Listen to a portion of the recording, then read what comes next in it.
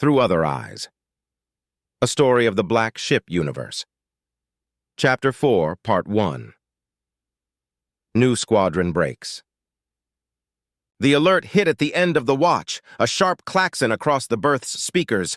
Scramble! Scramble! Scramble. Raptor Squadrons Delta, Epsilon, Nu, and Omicron, report to your squadron leaders at your designated launch stations. At the same time, all the data pads in the berth also sounded the alarm. Kael was already moving before the message completed. His feet hit the deck and flight armor undersuit sealed. In a dash, he was at his locker donning his flight armor, helmet clipped and carried at his waist instead of worn as around him. The entire commoner berthing deck erupted into motion. No shouting or panic, just smooth practice speed. Every summoned pilot was driven by muscle memory as the battle klaxons rang throughout the Exalted Virtue. Action stations. All hands action stations. Jace was ahead of him, already at the hatch when Kael caught up. The warrant officer didn't slow or look back as they hit the corridor at a run. The 4 pilots' express lifts were waiting. Doors opened as the commoners piled in and formed up in ordered chaos. The lifts dropped quickly as each pilot sealed their helmet and checked their own armor, and each of the men and women around them. Taking a quick glance around, the senior petty officer realized that the alert went to every pilot, not just the Raptor squadrons. This was either a realistic drill or traitor forces had found them at last. Before he could finish that line of thought, the lift doors at the hangar level were already opening to the controlled chaos of combat launch. Deck crews sprinting with fuel booms snapping free as ordnance crews cleared the deck, having completed arming the Raptor fighters and Aquilon bombers. Omicron Squadron, launch Q4! Delta Squadron, launch Q1! Move! Deck boss Mayra Cade stood at the center of the maelstrom of activity, small and immovable, the amplified voice from her armor cutting through everything. New Squadron, launch Q2! Move! Epsilon Squadron, launch Q3! Move! The Raptors sat waiting, all 20 of them. Dark, angular, and hungry. New Squadron gathered at a dash, the 3 nobles, Jace and Kael. There was no formation brief, just 5 men running on adrenaline. New 1! Rang Lieutenant Ignala's voice over the squadron comms as they climbed into their fighters. You know your assignments!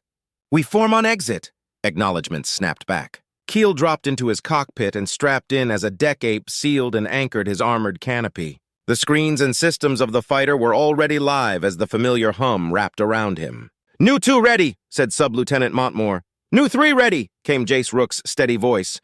New 4 ready, said Paskin, the ensign's voice breaking in excitement. New 5 ready, Rynn responded. With no hesitation, New 1 commanded, Launch! As one, the repulsor thrusters of each Raptor fired, lifting them as they turned as a unit towards the glowing blue shield that separated the hangar from the void. They cleared the Exalted Virtue in a tight arc, engines flaring as they joined the forming cloud of fighters. From his screens, Kael could see that almost every remaining Loyalist ship with fighters was launching as well. They found us, Kael thought, as he pictured the hangar aboard the Virtue, where the other squadrons and bomber crews would be scrambling now, as well as the pilots of the 2 tugs and the boarding assault and pilot recovery shuttles. New Squadron assumed their position in the wedge made up of Delta, Nu, Omicron, and Epsilon squadrons as across the void, the battle was already unfolding. Capital ships exchanging fire as missile trails cut through the void and explosions bloomed in silent flashes. Stay tight, Nu 1 ordered. We move on the assigned vector. Kael's breath slowed as he focused, settling into position as Nu 2's wingman. As the wedge accelerated, his screens called out their target, a corvette already under assault. Missiles streaked past them from the other squadrons in the wedge. Lock on the PD turrets, Nu 1 ordered, and Kael complied, marking the 2 closest PD turrets to him as a chorus of targets acquired filled their squadron comms. Fire! The void lit up as the corvette fought back. Point defense fire sprayed wildly as its own missiles launched. Explosions flared, and an Aquilon bomber and its 2 fighter escorts vanished in bright flashes. We are going for their engines. Watch the PD fire, commanded Ignala. Nu Squadron flew aft, and above the corvette, while Epsilon Squadron filled the middle of the 3-dimensional fighter bubble, and Omicron and Delta the bottom. Kael moved in position, protecting Nu 2 as his wingman, while scanning his cockpit screens looking for threats. Instinct and training took over. Years of repetition in both simulation and live drills still didn't damp the tiny fear that lived in the back of Kael's mind. That he was expendable if a noble was endangered. Better to keep his wingman out of danger than go down that road. "Coil guns," said New One. "Target the abaft control nodes," followed quickly by a chorus of, "Yes, sir, and I obey." New Squadron's coil guns flared, the kinetic rounds absorbed by the light shielding of the command and control nodes that sat at the upper starboard rear of the corvette. With the PD turrets disabled, the squadrons of the Wedge could approach closer now that the aft portion of the point defense bubble was no more. As the corvette rotated missile batteries and fired at close range, the senior petty officer hit his thrusters hard, yelling into the ship-to-ship, "Montmore! Missiles! Flares!" His Raptor overtook the sub-lieutenants, and Kael fired 2 packs of flares as he hit maneuvering thrusters to point the fighter's nose at the missile mounts. Rynn fired his coil guns, noting that they impacted the main shields with a burst of blue energy. "Damn!" he thought. "The aft starboard missile launchers are still shielded," he called over the squadron comms as he fired again, taking out another missile that Grint Montmore had missed with his own coil gun fire. "New One!" came Ignala's command. "Pull back and launch missiles! We need those batteries taken down." The squadron rolled as a unit, performing a tight turn to realign for an attack vector on the aft batteries. As they did so, a quick glance at the tactical display showed that Delta was performing a similar maneuver, while Epsilon and Omicron continued their assault on the engine shielding. And then a fighter broke formation. Kael saw it on his tactical first. "New 4, hold formation!" New One snapped, though he received no response. Ensign Marin Paskin surged ahead, closing the distance to the corvette too fast, too aggressively. "He's going in!" Jace broke into Kael's comms over ship to ship, his voice tight, and Kael watched as on his tactical display New 3 followed New 4. Jace Rook, protecting his noble wingman, just as he had protected Montmore moments ago. Kael pictured the warrant officer's face then, and imagined the forming thunderclouds of his expression. The display showed that New 4 wasn't the only glory hound. One of Epsilon Squadron's green carrots was also diving towards the rear of the corvette. "New 4, disengage!" New One ordered again. "Pull back!" Kael muttered under his breath. "Scatter, scatter, scatter!" New One shouted over the command channel, and Rynn instinctually pulled hard and hit his afterburner, thrusters screaming as his ship danced out of the corvette's PD bubble. "Jace, pull back!" yelled Kael into the ship-to-ship. Then, the flash, bright enough to shut down Kael's external cameras for a moment. On the tactical screen, the green carrot of Epsilon blinked out, followed by the blue carrots of New 4 and New 3. Kael blinked. "New 3, signal lost, time stopped." "Jace?" Kael said over ship to ship. No response. "New squadron report," New 1 snapped. "New 2 here, sir." Kael's eyes flicked to the debris cloud now that his exterior cameras had been restored. The entire aft of the corvette was heavily damaged, its engines out. "He was right there," Kael said, barely audible. "New 5, report!" New 1's voice came again. Kael knew there was no recovery from that. Whatever the Epsilon pilot had done, it not only disabled the corvette, it also killed his friend. "New 5!" Drenignala's voice roared over the squadron channel, snapping Kael back from his thoughts. "New 5 here." "Sorry, Lord, it took a moment for my systems to reset after," said the senior petty officer, his voice tailing off at the end. "Reform!" New 1 ordered, voice more commanding now. Kael didn't move at first. His hands hovered on the controls, then his training took over and he fell back into the squadron assembly. Because that's what you did. Nobles lead and commoners follow. Nobles command and commoners obey, even when that obedience means death. The corvette died moments later, but Kael didn't see it. He didn't feel the victory or hear the follow-up orders clearly because part of his world had just gone silent. Kael swallowed once, hard. "I obey, New 5 holding," he said automatically in a voice that didn't sound like his own. And somewhere in the void beyond the chaos in Rynn's mind, a different squadron was moving, led by a man Kael hadn't seen in 2 days. A man that Kael didn't know yet had just saved his life. Lieutenant Ignala was silent for 3 full seconds, which in combat was an eternity. Senior Petty Officer Rynn flew by instinct and fury, holding formation because his hands knew what to do, even if the rest of him wanted to turn straight back into the debris cloud and look for something, anything of his friend. There would be nothing, and he knew that. Still, his eyes kept wanting to flick back. Then New One's voice came over squadron comms, sharp enough to cut steel. New 4 is down due to negligence and vanity. Let that be the last time any of you mistake a formation strike for your private stage to gain personal glory. The squadron channel remained silent. There was only the sub-lieutenant in New 2 and Kael that remained on it. The noble squadron leader did not sound enraged in the way commoners did, loud and hot and immediate. His anger was colder than that, cleaner, the kind that made the words feel sharper. New 3 fulfilled his duty to the end, New 1 continued, voice lower now but no less dangerous. Warrant Officer Rook saw his wingman in mortal danger and moved to cover him without hesitation. Remember that? As the only commoner left in the squadron, Kael's jaw clenched so hard it hurt. Duty. That was what it would be called. Not stupidity, not waste. Not the price of one blue blood pilot's desperate, pathetic hunger for glory. Duty. Kael almost bit through his own tongue. Rook died as a Royal Navy pilot should, New 1 said. Paskin died like a fool. Hold that difference in your minds. Kael said nothing. His throat felt tight, his chest tighter, and somewhere under the discipline and the training and the endless repetition of maintain formation, maintain vector, obey the lead, something ugly and hot seethed. Jace had done everything right. Protected his noble wingman, stayed in position, covered the mistake, and died for it. And the ensign who caused it was already beyond punishment, turned to vapor and wreckage with the rest. Kael wanted him alive for just 1 minute. 1 minute would have been enough. "This is New 1!" came the voice again, commanding, pulling him back before rage could become something else. "Epsilon 1 is the reason we're all alive. Lieutenant Staples' warning is the only reason the rest of us are still breathing." He saw the mine armed on his squadron member's tactical display and called the break in time. "There is another death due to negligence and vanity, and it cost us 2 of our own." "Acknowledge." Kael blinked as he said, "New 5.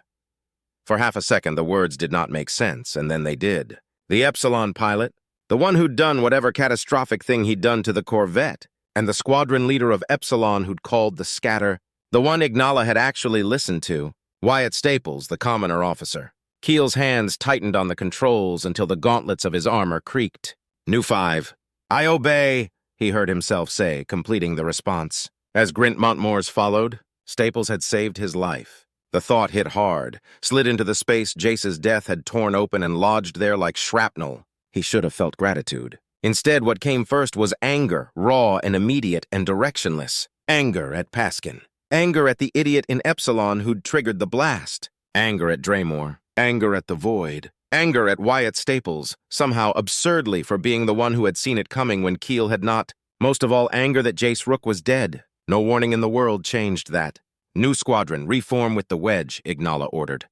"We remain attached to the wedge until further notice. Stay alert." Kael swallowed as he forced air into his lungs to keep his breathing steady. "New 5, I obey," he said, and hated how flat he sounded. The battle did not pause for grief. The dead were dead. The living had objective vectors to hold.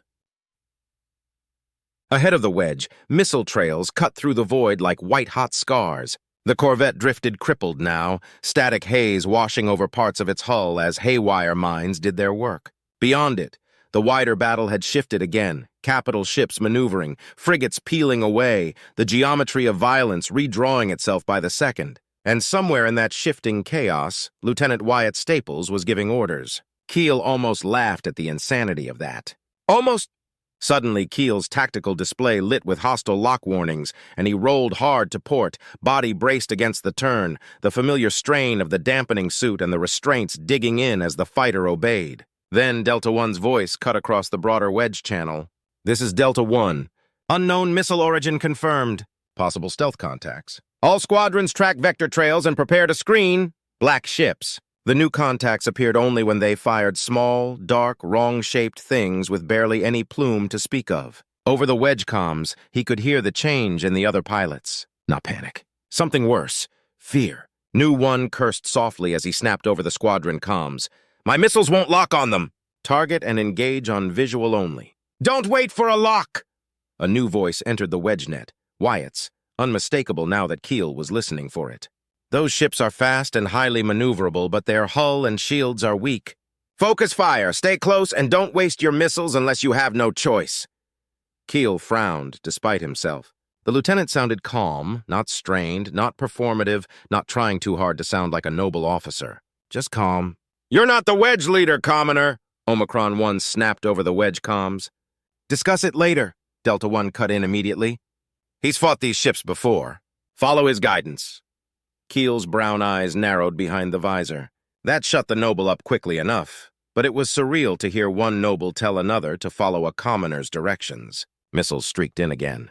Kael cut under one and rolled through the wake of another as he fired flares and his eyes flicked to his external cameras to register Nu 2's fighter wobble under the pressure of an evasive turn. He shifted automatically, sliding into position to cover Grint Montmore's blind arc. A black ship appeared at the edge of visual range, more absent than vessel until coil gun fire stitched across its hull and forced it into definition. Two of Omicron's fighters got in close, and the thing came apart under sustained coil gun fire, venting atmosphere and debris. They finished it off with one missile each. As Rynn returned to his wingman position, he glanced again at his external camera screens to locate the enemy. Now that the battle had been joined, the black ships were more easily seen. To him, they looked less constructed than grown, an obsidian predator that vanished under cold starlight. By their size, he'd guess these were frigates. Their hulls swept forward in a single uninterrupted curve, narrowing into a razor-point prow. From a distance, these ships resembled the silhouette of a hunting seabird diving toward prey, all grace and murderous intent. Unlike the bold design of Royal Navy warships, these ships revealed no obvious seams, armor plates, or protruding weapon emplacements. Every surface flowed into the next with unnerving smoothness.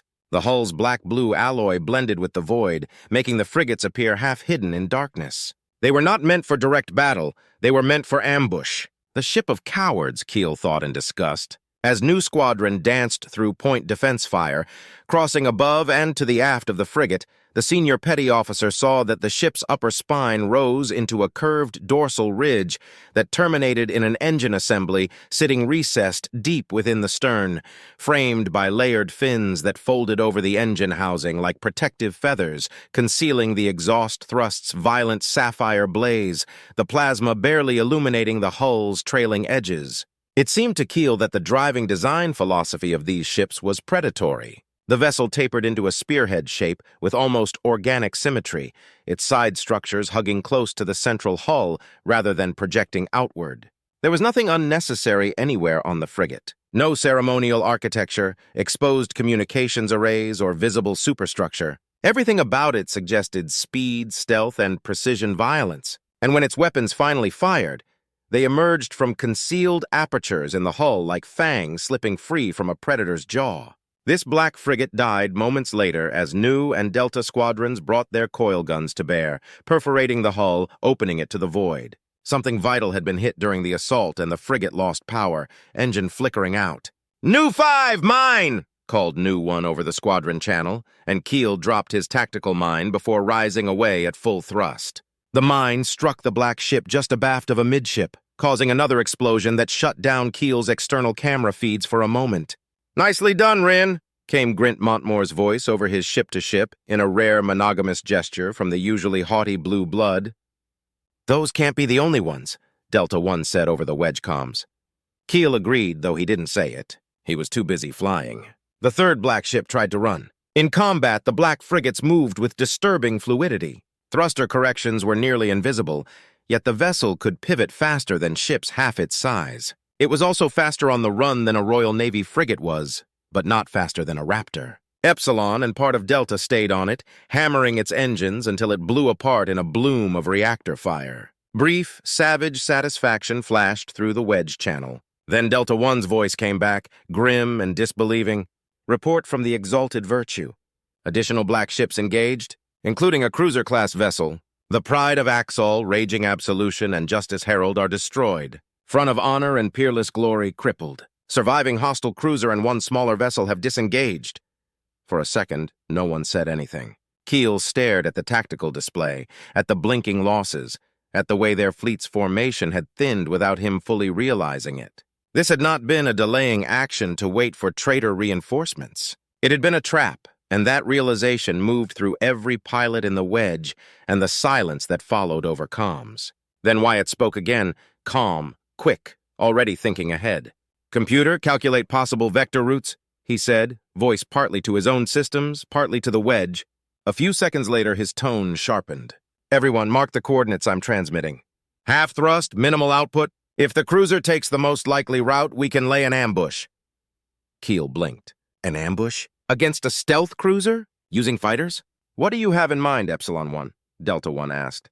Staples answered immediately. "Epsilon, Nu, and Omicron still have tactical mines. 8 total. We block the route and lie in wait further out. If the mines cripple it, good. If not, we fire our remaining missiles on predetermined courses. It either dies or leaves the field too damaged to hunt us." There was a pause. Then Omicron 1, doubtful and disdainful at once. "And if it chooses another vector?" "Then the ambush fails and we return to the Exalted Virtue," Wyatt said. "The battle is already over. This is a chance, nothing more." Kael heard it then. Staples was not speaking with confidence. He spoke with resolve. There was a difference. Delta 1 came back a second later. "Plan forwarded to Commander Redford. We have provisional approval. All squadrons move to assigned positions." Nu 1 did not object, and that shook Kael more than Staples' plan had. Nu Squadron reformed ragged and incomplete. Nu 1 at the front. Nu 2 damaged but still flying, and Rynn in the last surviving slot, his tactical display showing a formation that looked wrong no matter how many times he blinked at it. Nu 3 was gone. Jace was gone, and that worthless shit Paskin. The battle kept moving anyway, and that, more than anything, felt obscene. They broke off toward the designated route, what remained of the wedge, sliding through the dark at half thrust with all the heat and signal discipline of men trying very hard not to exist. Kael followed Nu 1's vector, then cut power down to life support and drifted, dead in space, as Nu 2's tactical mine was deployed where Wyatt's calculations said the cruiser would pass before the sub-lieutenant rejoined their squadron formation. Then came the waiting.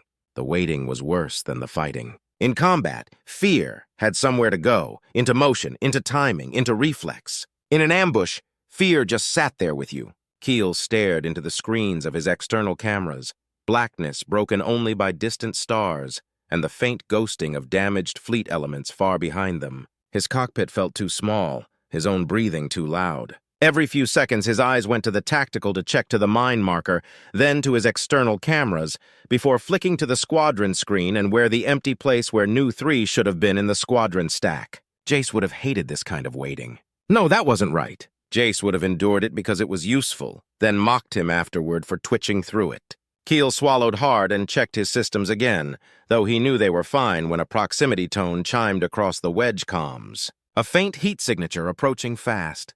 Kael's hand settled onto his flight controls. "Visual only," Delta 1 said. "Hold!" The black cruiser slid into sight so slowly that at first Kael thought he was imagining it on his external camera screen.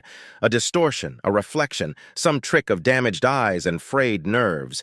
Then it was fully resolved. 3 kilometers of spearhead darkness. It looked less like a ship and more like a wound cut into space. Even damaged, it moved with predatory grace. Engines barely visible, hull drinking in the light instead of reflecting it. Kael felt something cold crawl down his spine. No ship that size should move like that, nor should it exist in Draymore's hands. It kept coming, straight toward the trap. Kael didn't realize he'd stopped breathing until the mines armed. 8 signatures went live at once, then detonated. The void flashed white. His external cameras lit as for one brilliant instant the cruiser was all silhouette and fire, its black hull outlined by overlapping blossoms of tactical mines. When the glare burned down, the ship was still there, but torn. Hull breaches yawned across its flanks. Atmosphere vented in ragged geysers and fires spread internally. Yet its engines limped, not dead. The mines had not been enough, though it had been wounded. "All squadrons engage," Delta 1 ordered.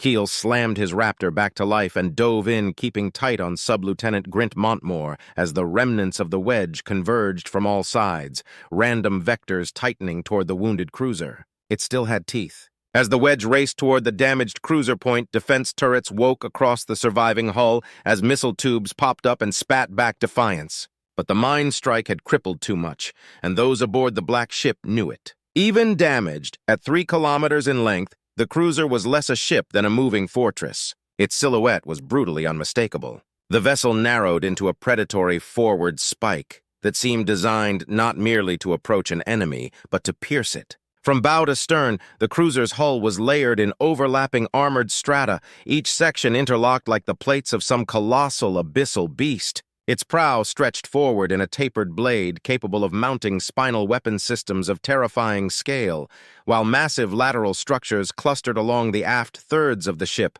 like armored muscle around a spine. From Kael's position slightly above the ship, from the fore, the cruiser resembled the tip of a spear. The ship's dorsal architecture rose in jagged ridges and armored spines, and point defense emplacements were buried deep within the layered plating, leaving very few vulnerable external systems. Even the cruiser's weapons seemed hidden until needed. Turret housings sat recessed beneath armored shutters, missile ports sealed flush against the hull until they rose to fire at the approaching wedge. "Prepare volley," Staples' voice came over the net. "Predetermined course. No lock needed." Kael aligned his bird with Nu 2 and approved the firing solution the system had already accepted. "Volley!" Hawk Mark IV missiles tore away from the fighters in 2 waves. 26 became 20 in seconds under blind PD fire. Then 16. Kael watched the barrage close, heart hammering in his throat, and saw one missile vanish into a hull breach where the cruiser's torn flank exposed something vulnerable beneath. The result was a section of the cruiser simply ceased to exist. Ammunition storage, maybe. Reactor feed.